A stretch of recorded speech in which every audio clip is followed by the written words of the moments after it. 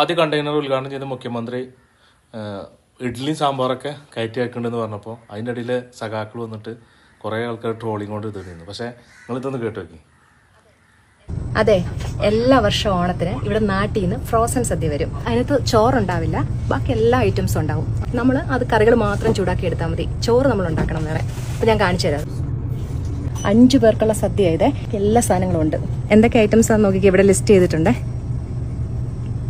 ഞാൻ ഒരു പ്രാവശ്യം കഴിച്ചിട്ടുണ്ട് എൻ്റെ ഫ്രണ്ടിന്റെ വീട്ടിൽ അവർ വാങ്ങിച്ചിട്ട്. പക്ഷെ എനിക്ക് എപ്പോഴും ഞാൻ ഉണ്ടാക്കുന്ന നമ്മൾ വീട്ടിലുണ്ടാക്കുന്ന ഒന്നുകൂടി ഇഷ്ടം. അപ്പൊ സദ്യ വരെ നമ്മുടെ നാട്ടിൽ നിന്ന് പാക്ക് ചെയ്ത് വരുന്നുണ്ടെന്ന് മനസ്സിലായില്ലേ?